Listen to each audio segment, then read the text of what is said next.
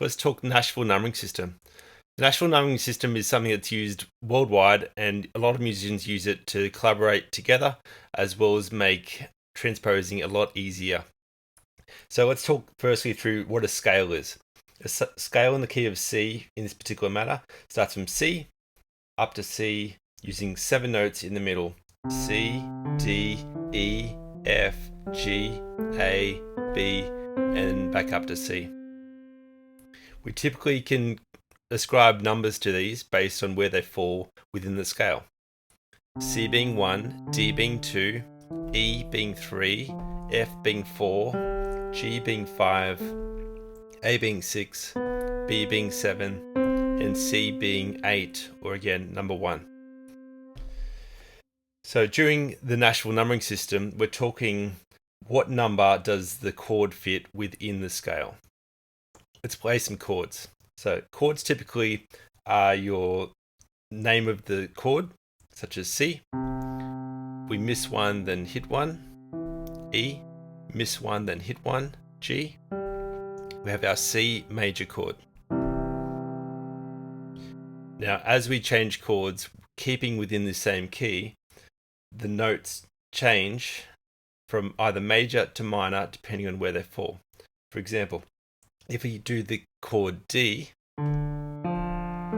it creates a minor chord to keep within the key of C, because we're using a F instead of a major F sharp.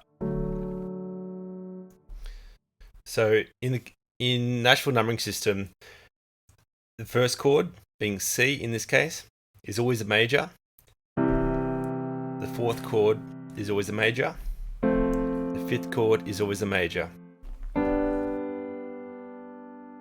And our minor chords are number 2, which is D, E, and 6. Our seventh chord is called a diminished, which is like a minor, but with a flattened fifth.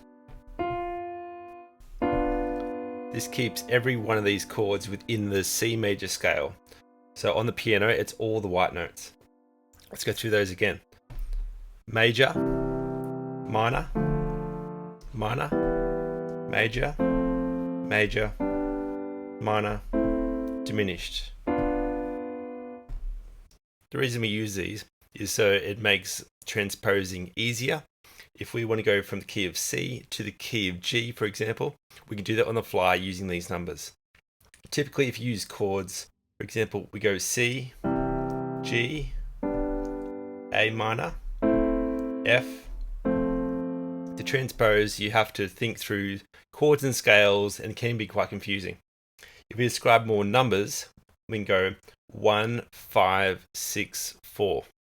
So the key of C, we have 1 being C, 5 being G, 6 being A minor, 4 being F.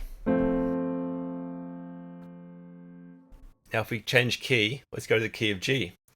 Same chord progression, so 1, 5, 6, 4. The first chord being G, the fifth chord being D, the sixth chord being E minor, the fourth chord being C. So now we have the same chord progression using the same numbers, and we did it instantaneously. Let's go to the key of D. D being the number 1, 5 being A, 6 being B minor, 4 being G. So now we've had this exact same song transcribed into different keys. Let's go through an example of a worship song. Let's go Phil Wickham's Living Hope, using the numbers 4, 1, 5, 6. Key of G.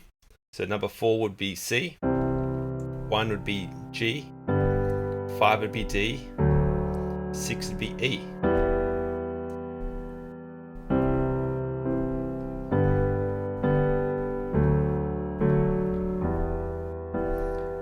Just say we want to transpose on the fly to the key of D. Let's start with D. Let's go number 4 for D, which is G.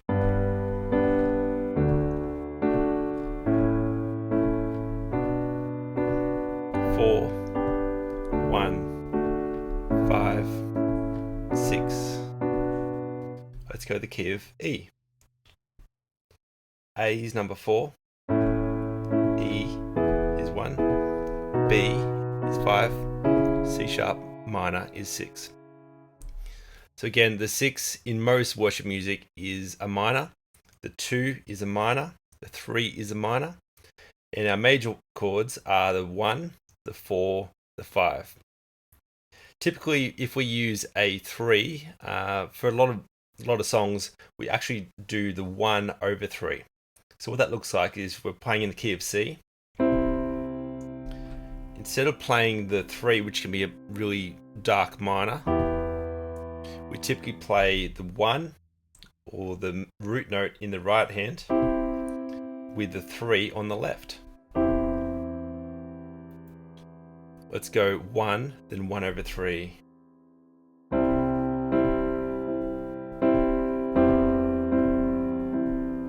A much smoother, happier feel. For the 7, creating a diminished chord is quite atypical in worship music. It does happen occasionally, but for the most part, our 7s, we're actually playing a 5 in our right hand and a 7 in our left hand. The bass is playing 7 and the chords are playing 5. In the key of C, our right hand plays the G, which is 5, and left hand or the bass is playing 7.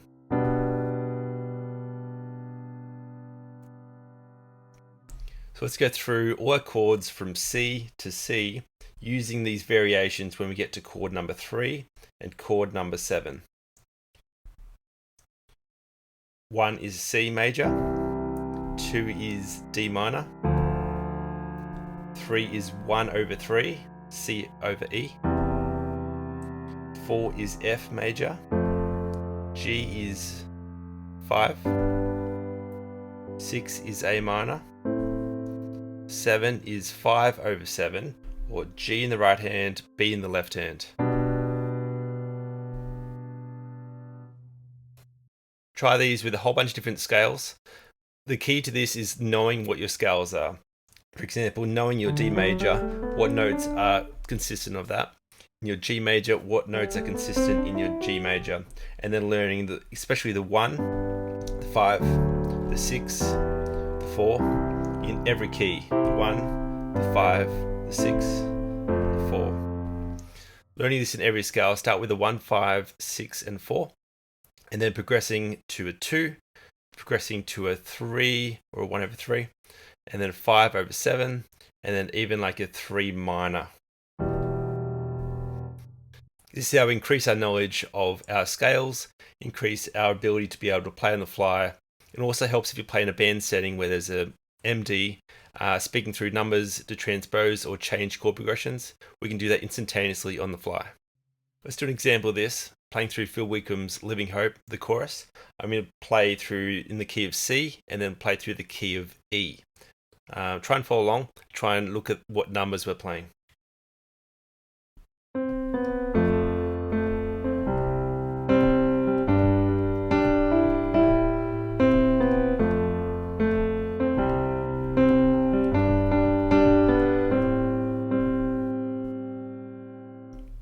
In the key of V.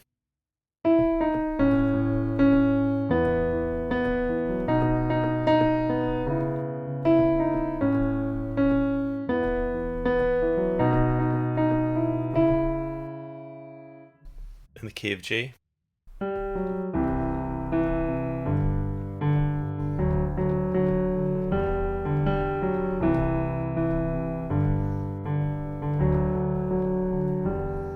So the chorus of that song is just 4, 1, 5, 6.